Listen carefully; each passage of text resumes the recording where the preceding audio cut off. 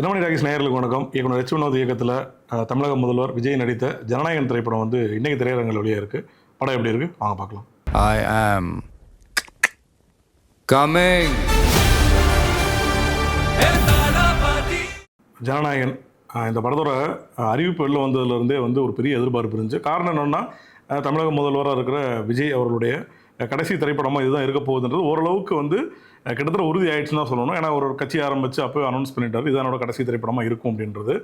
இயக்குனர் வினோத் இயக்க போகிறார் அப்படின்ற தகவல் வந்து கூடுதலாக வந்து ஒரு எதிர்பார்ப்பை கிரியேட் பண்ணிச்சுன்னு தான் சொல்லணும். ஏன்னா வினோத் வந்து நல்ல கமர்ஷியல் இயக்குனர் தாண்டி சமூகத்தில் இருக்க முக்கியமான பிரச்சனைகளை வந்து கமர்ஷியலாக எப்படி மாற்றலாம், அதை எப்படி வந்து ஒரு பொழுதுபோக்கு திரைப்படமாகவும் கொண்டு வரணும், சேம் டைம் வந்து எந்த இடத்துலையுமே வந்து நம்ம பேசக்கூடிய அரசியலோ இல்லை சமூகத்துக்கான ஒரு விஷயமும் மாறக்கூடாதுன்றதுல கொஞ்சம் உறுதியாக இருக்கக்கூடிய இயக்குனர் தான். அப்புறம் 2 பேர் இணைய போகிறாங்கன்ற ஒரு தகவல் வரும்போது அந்த எதிர்பார்ப்புலாம் கிரியேட் ஆகிடுச்சு. பட் நாளடைவு போக போக இந்த படம் வந்து இறுதி கட்டத்தை எட்டும் போது கிட்டத்தட்ட வந்து இந்த படம் தெலுங்கில் வந்து நடிகர் பாலகிருஷ்ணா நடித்த பகவந்த் கேசரி படத்தோட ரீமேக் தான் அப்படின்றது வந்து உறுதியாயிடுச்சு. காரணம் என்னென்னா, படத்தோட போஸ்டராக இருக்கட்டும், அந்த பாடல்களாக இருக்கட்டும், இது எல்லாமே அதை நோக்கி தான் அந்த படம் இருக்க போகுதுன்றது உறுதிப்படுத்திச்சு.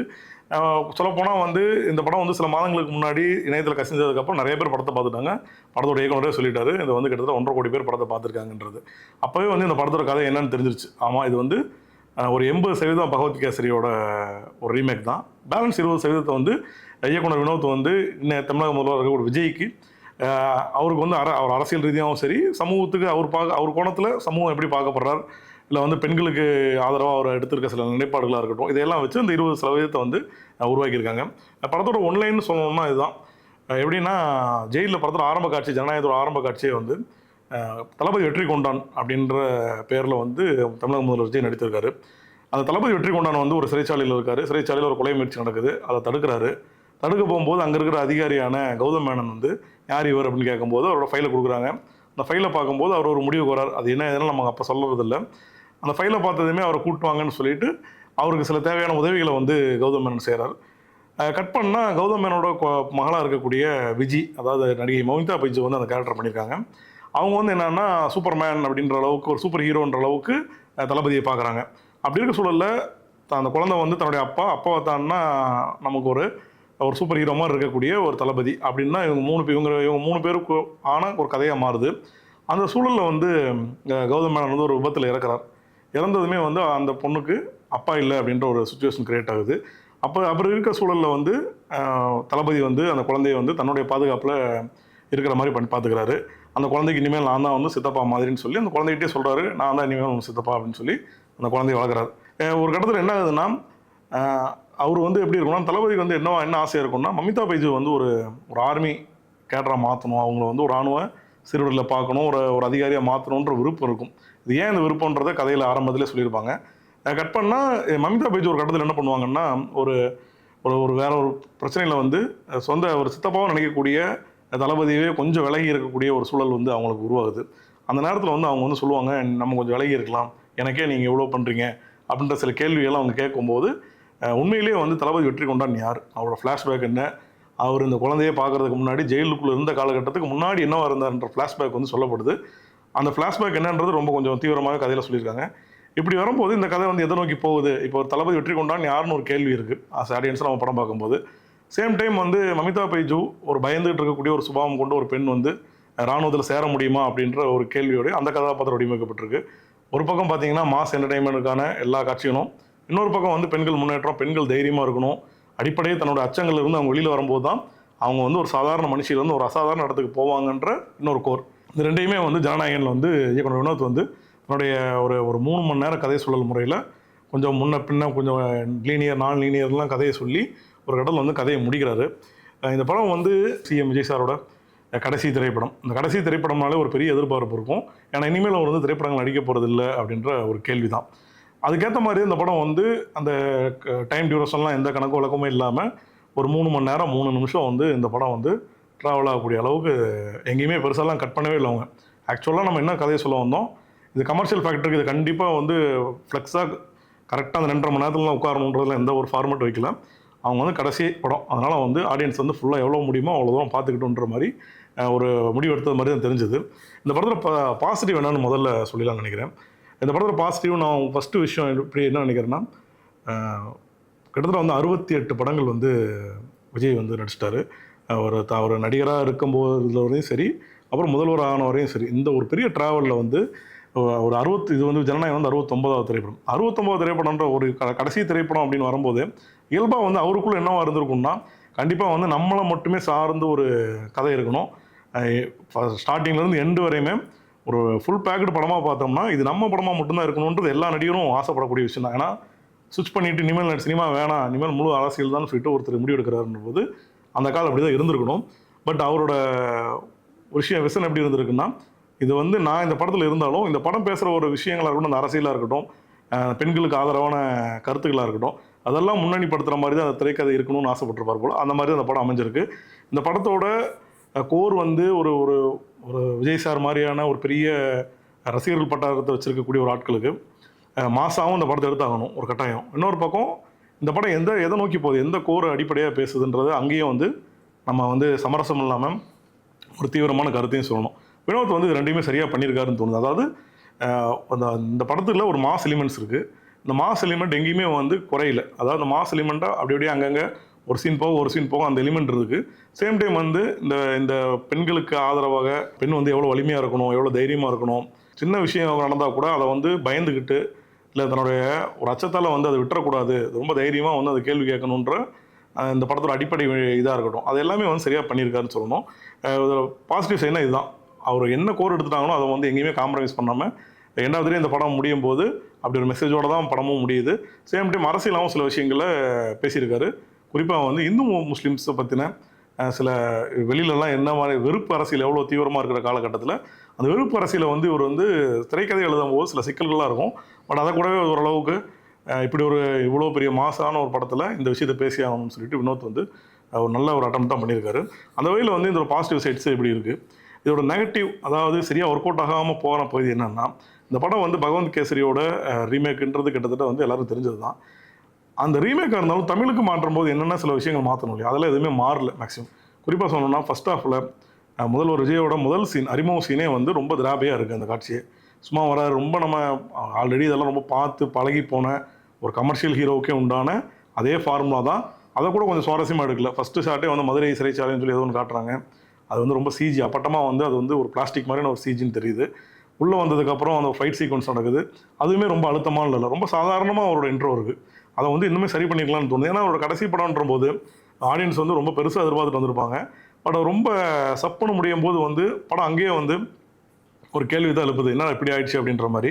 அடுத்தடுத்த காட்சிகளாக இருக்கட்டும், முக்கியமாக வந்து இது ஒரு திரைக்கதை பேட்டர்ன், தளபதி வெற்றி கொண்டான் யார் அப்படின்ற ஒரு பெரிய கேள்வியை இடைவேளை வரை அப்படி இழுத்துட்டு வரும்போது நடுவில் இருக்க காட்சியில் வந்து இன்னுமே சுவாரஸ்யம் எழுதியிருந்தால் தான் நான் இடைவேளை வரும்போது ஒரு ஆடியன்ஸ் இடைவேளை பார்க்கும்போது ஓகே அவர் ஏதோ சம்திங் இருக்குப்பான்ற ஒரு பெரிய ரேஞ்ச் இருக்கும் இல்லையா, அந்த ரேஞ்ச் எதுவுமே இந்த படத்தில் வந்து சரியாக உட்காரல.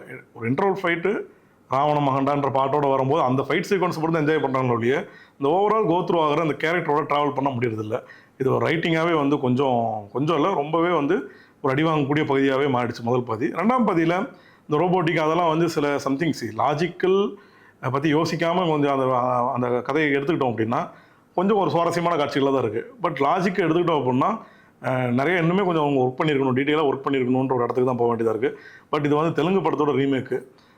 நீங்கள் தெலுங்கு படம்லாம் நீங்கள் இதோட ஒரிஜினல் வெர்ஷன் பார்த்தா கூட ஓகே இது இவ்வளோ பண்ணியிருக்காங்களே, இதோட கொஞ்சம் பரவாயில்லையன்ற மாதிரி இருக்கும். பட் இருந்தாலுமே இன்னுமே கொஞ்சம் தமிழ் ஆடியன்ஸுக்கு ஏற்ற மாதிரி சில விஷயங்களை மாற்றிருக்கலாம். குறிப்பாக வந்து வசனங்கள் வந்து ரொம்ப ஏதோ தெலுங்குலேருந்து அப்படியே தமிழ் டப் பண்ணி போட்ட மாதிரி ஆயிடுச்சு. ஒரு ஹீரோயினுக்கு வந்து ரொம்ப வந்து நம்ம க்ளோரிஃபை பண்ணுற இடத்துலேருந்துலாம் ரொம்ப தூரம் நகர்ந்து வந்துட்டோம். ஒரு ஹீரோ வந்து இப்போ 100 பேர் அடிக்கும் போது ஒருத்தனை அடித்தா மற்ற 99 பேர் அவர் அடிக்கக்கூடிய ஆள் நம்பணுன்ற இடத்துக்கு ஆடியன்ஸ் இன்றைக்கி எல்லாம் ட்ராவல் பண்ணி வந்துட்டாங்க. நீங்கள் திரும்ப நீங்கள் 100 பேரையும் அடிச்சுக்கிட்டே இருக்கீங்கன்றது வந்து வினோத் மாதிரியான ஒரு இயக்குனர் வந்து இந்த காட்சி எப்படி எடுக்கிறாருன்னு தெரியல. அந்த வகையில் வந்து ரொம்ப சில காட்சிகள்லாம் ரொம்ப சோர்வடையவே வைக்குது. இது என்னப்பா இதெல்லாம் பார்த்தது தானே, இதவே திரும்ப காட்டிகிட்டு இருப்பீங்களான்ற மாதிரி. இவங்க எச் ஒரு நேர்காணலில் சொல்லியிருக்காரு, இந்த படத்தோட ஃபஸ்ட் ஹாஃப் வந்து ஒரு 60% பகவந்த் கேசரிலேருந்து எடுத்தோம், செகண்ட் ஹாஃப் வந்து ஒரு 20% வந்து எடுத்துகிட்டு பேலன்ஸ்லாம் நாங்கள் தான் வந்து வச்சோம் அப்படின்ற மாதிரி சொன்னார். பட் அந்த பேலன்ஸாக வச்சது எதுன்னு தெரியுது. அவர் வந்து ஒரு அரசியல் பேச ஆசைப்பட்டிருக்காரு. சேம் டைம் வந்து முதல்வர் ஆயிருக்கக்கூடிய விஜய் சார் வந்து முன்னாடி ஒரு நடிகராக இருந்து அந்த அரசியலுக்கு கட்சி ஆரம்பித்து அவர் என்னென்ன சில கொள்கைகள்லாம் கையில் எடுத்தாரோ அதை எல்லாமே பேசக்கூடிய படமாக தான். அதான் கிட்டத்தட்ட இந்த படம் தேர்தலுக்கு முன்னாடி வந்திருந்ததுனால் ப்ராப்பராக அவங்க வந்து என்ன யோசித்தாங்க, என்ன இந்த படத்தை வந்து அரசியலாகவும் ஒரு ஜனநாயகத்தில் வந்து ஒரு வாக்குரிமை செலுத்தக்கூடிய ஒரு சக்தியாகவும் அந்த படத்தை எப்படி மாற்றலான்றதுல சில காட்சிகள் வச்சுருக்காங்க. அதெல்லாம் தான் வினோத் வந்து எழுதியிருக்காருன்னு தெரியுது. அது வந்து தேர்தலுக்கு அப்புறம் கூட வந்து கூட இப்போ ரிசல்ட் முடிஞ்சிருச்சு, திரும்ப அவர் வந்து ஒரு எதிர்பாராத வெற்றின்ற மாதிரி முதல்வரே ஆகிட்டார். பட் இப்போவுமே அந்த சீன்ஸ் அதெல்லாம் கொஞ்சம் ஒர்க் அவுட் ஆகுது. ஏன்னா அது பேசக்கூடிய விஷயங்கள் கொஞ்சம் அழுத்தமாக இருக்குது. இருந்தாலுமே வந்து ஒட்டுமொத்தமாக இந்த ஜனநாயகன் திரைப்படத்தை பார்க்கும்போது ஒரு கடைசி படம், நம்ம கிட்டத்தட்ட ஒரு 30 வருஷமாக சினிமாவில் வந்து விஜய் சாரை பார்த்து அவர் வெவ்வேறு கதாபாத்திரங்களில் வெவ்வேறு ரோலில் வந்து பிரமாதமாக நடிச்சிருக்காரு. சிலதெல்லாம் பிளாக் பஸ்டர் கொடுத்துருக்காரு. சிலது சரியாக ஒர்க் அவுட் ஆகலைன்னா கூட ஒரு 30 ஆண்டு காலம் வந்து தமிழ் சினிமாவில் வந்து ஒரு தனக்கான ஒரு இடத்த வந்து ஒரு வலுவாக அமைச்சுக்கிட்ட ஒரு ஆள். அவருக்கு வந்து இன்னும் பெட்டரான ஒரு படமாக ஒரு ட்ரிபியூட்டாக வேற ஒரு படம் அமைஞ்சிருக்கலாம்னு தான் தோணுது. ஏன்னா வந்து ஒரு ஐடியா ஓகே, பகவந்த் கேசரியோட ஐடியாலாம் ஓகே தான். பட் தமிழுக்கு ஏற்றின மாதிரி நீங்கள் இன்னும் கொஞ்சம் கமர்ஷியலாக இன்னும் கொஞ்சம் கிராண்டியராக பண்ணியிருந்தா இந்த படம் வந்து எல்லா தரப்பினருக்கும் பிடிச்ச மாதிரி ஆகிடும். அது எங்கேயும் மிஸ் ஆகும்போது என்ன ஆகுதுன்னா சம்திங் ஏதோ வந்து இது வந்து ஒரு மோசமான படம் இல்லை, அதே நேரம் இது நான் ஒரு நல்ல படம் இல்லை, நல்ல படம்னு கூட சொல்ல முடியாத அளவுக்கு தான் இருக்குது. அப்படியே இடத்துக்கு வந்து ஜனநாயகன் வந்து ட்ராவல் பண்ண வச்சுருது. இசையமைப்பாளர் அனிருத்தோட பிஜிஎம்ஸ் எல்லாம் வந்து சில காட்சிகளே காப்பாற்றுது. சொல்ல போனால் ராவண மகண்டா பாடலோட பிஜிஎம்மை வேறு வேறு இடங்களில் வந்து ஃபைட் சீக்வன்ஸுக்கு பொருத்தியிருக்காரு. அது வேறு மாதிரி போட்டிருக்காரு. அதனால் வந்து அந்த மியூசிக்கும் அந்த பிஜிஎம்மும் அந்த சீன்ஸும் டிஸ்டர்ப் பண்ணாமல் ஒரு ட்ராவல் பண்ணிடுச்சு. 69வது படம் விஜய் சாருக்கு. அவர் வந்து ரொம்ப மெனக்கடலாம் நடிக்கல. அவர் எப்பவும் போல் ஒரு காட்சியை கொடுத்தா அந்த காட்சியில் வந்து எவ்வளோ பிரமாதமாக பண்ணுவாரோ அதை பண்ணியிருக்காரு. ஒரு சிரிப்பு, அழுகை, அவர்கிட்ட இருக்கக்கூடிய அந்த சின்ன சின்ன கிண்டல்கள், கேலி, சண்டை போடுறதுக்கு முன்னாடி வில்லன்கள்கிட்ட பேசுகிற அந்த உடல் மொழியாக இருக்கட்டும், எல்லாமே ஆக்சுவல். அவர் இன்னும் புதுசாலாம் ஒன்றுமே பண்ணல, எப்பவும் போல் இருக்கிறது தான். அது ஓகே, இந்த கதைக்கு ஓகேவாக இருக்குது. பட் இருந்தாலுமே ஏதோ சம்திங் மிஸ் ஆகுதுன்ற ஒரு ஃபீலிங்கையும் கொடுக்குது. மமிதா பைஜு வந்து ரொம்ப பிரமாதமான நடிகை ஆகிட்டுருக்காங்க. என்ன கேரக்டர் கொடுத்தாலுமே அந்த கேரக்டராகவே மாறக்கூடிய நல்ல நடிகைகள் அவங்களுமே ஒருத்தாங்க. கரை இந்த மாதிரி அவங்க ரீசெண்டாக நடிச்சுட்டு வந்த எல்லா படங்கள்லையுமே வேறு டிஃப்ரெண்ட் கைண்ட் ஆஃப் கேரக்டராக இருந்தாலுமே டக்குன்னு அவங்களால அதை மாற முடியுது, எவால்வ் பண்ண முடியுது. இதுலேயுமே வந்து ரொம்ப நல்ல ரோல். குறிப்பாக வந்து கொஞ்சம் வெகுளியும் கொஞ்சம் பயமும் இருக்கிற ஒரு பெண் வந்து அவள் எவ்வளோ வந்து ஒரு ஸ்ட்ராங் ஆகிறாங்கன்ற ஒரு மூமெண்ட் இருக்குல்ல, அந்த மூமெண்ட்டை கொண்டு வரதுக்கு மமிதாவோட எஃபர்ட்ஸ் வந்து ஸ்க்ரீன்லேயே தெரியுது. பூஜா ஹெக்டேவுக்கு வந்து எல்லா கமர்ஷியல் படங்களில் வரக்கூடிய இந்த கருவேப்பிலை, கொத்தமல்லி அளவு தான் இந்த படத்துலேயும் அவங்களுக்கு ஒரு ரோல். ஒன்றும் பெருசாக இம்பாக்ட் இல்லை. டெக்னிக்கலாக வந்து இந்த படம் வந்து ரொம்ப நல்ல படம் தான். டெக்னிக்கலாக வந்து எந்த இடத்துலையும் குறை இல்லாமல் நம்ம சிஜியில் கொஞ்சம் இன்னும் கவனம் பண்ணியிருக்கலாம். முக்கியமாக ஆரம்ப காட்சி, அப்புறம் சென்னை காவல் தலைமை இதுக்கெல்லாம் காட்டினது, இதெல்லாம் வந்து இன்னும் கொஞ்சம் அவங்க வந்து ஒர்க் பண்ணியிருந்தாங்கன்னா இன்னுமே நம்பகத்தன்மையாக இருந்திருக்கும். பட் வந்து அதெல்லாமே கொஞ்சம் டெக்னிக்கலாக கொஞ்சம் பிரச்சனையை எடுக்கக்கூடியதாக இருக்குது. ஒட்டுமொத்தமாக வந்து ஜனநாயகன் தலைப்புக்கு ஏற்ற மாதிரியே வந்து இந்த படம் வந்து ஒரு நாயகனை நம்பி மட்டுமே ரொம்ப ஒரு மாஸ் கமர்ஷியல் ஹீரோவோட கதையாக மட்டும் இல்லாமல் சேம் டைம் வந்து நம்ம ஊரில் இருக்க பெண்கள் வந்து எப்படிலாம் சில என்னென்ன விஷயங்களுக்கெல்லாம் பாதிக்கப்படுறாங்க, அந்தந்த விஷயங்களை வந்து அவங்களாம் வந்து எவ்வளோ தைரியமாக முன் வந்து கேட்டால் இங்கே இருக்க அரசியல்வாதி கொண்டு பயப்படுவாங்கன்ற ஒரு விஷயமா இருக்கட்டும். அப்புறம் ஒரு மக்கள் தலைவன்றது வந்து மக்கள்கிட்ட இருந்தும் வரலாம், இல்லை ஒரு தலைவன் வந்து மக்களை நோக்கியும் போகலான்ற ஒரு விஷயம்லாம் இருக்கு இல்லையா. அந்த மாதிரி ஒரு அரசியல் பார்வை எல்லாமே வந்து வினோத் இந்த படத்தில் வந்து இயல்பாக எடுத்துகிட்டு வந்திருக்காரு. முக்கியமாக தனிப்பட்ட முறையிலே நம்ம படம் பார்க்கும்போது ஓகே, இது சம்திங் பெட்டர் தென் ஒரு கமர்ஷியல் சினிமாவிலேருந்து இது கொஞ்சம் விலகி இருக்குன்னா ஒரு வெறுப்பு அரசியல் இருக்கு இல்லையா. நம்ம நாட்டில் வந்து பயங்கரமான வெறுப்பு அரசியல் இருக்குது. யார் வேணால் தாக்கலாம். அது விமர்சனம் கிடையாது, அது வெறுப்பை கிரியேட் ஆகிட்டு இருக்க ஒரு சூழல் இருக்குல்ல. ஒரு சோஷியல் மீடியா இருந்தால் போதும், ஒருத்தர் மேலே நம்ம விமர்சனம் வைக்கிறதுக்கு முன்னாடியே அவங்க நம்ம வெறுக்க ஸ்டார்ட் பண்ணுறதுக்கான எல்லா டூல்ஸும் அங்கே இருக்குன்றது ஒரு உண்மை. அந்த உண்மையை வந்து இவர் இந்த படத்தில் வந்து கொண்டு வந்திருக்கார்.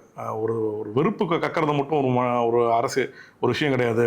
அது ஒரு மக்கள்கிட்ட வந்து நீ நல்லதை, உண்மையை, இல்லை தத்துவம், கொள்கை இதெல்லாம் கொண்டு போகிறதுக்கு முன்னாடி வெறுப்பு கொண்டு போயிட்டால் எல்லாமே கொலாஸ் பண்ணிடலான்ற விஷயத்த வந்து இந்த படத்தில் வந்து ரொம்ப தீவிரமாகவே வந்து வினோத் வந்து எடுத்துகிட்டு வந்து அதுக்கும் ஒரு கதை சொல்லியிருக்காரு. மொத்தமாக பார்க்கணுன்னா ஜனநாயகன் வந்து இந்த விஜய் சாரோட லாஸ்ட் டான்ஸ் வந்து சூப்பராகவும் இல்லை, அதே நேரம் சுமாராகவும் இல்லை, ஒரு ஏவரேஜான டான்ஸ் அப்படின்னு தான் சொல்ல வேண்டியது இருக்குது. இந்த வீடியோ பிடிச்சா தினமணி சேனலை லைக் பண்ணுங்கள், ஷேர் பண்ணுங்கள், சப்ஸ்கிரைப் பண்ணுங்கள்.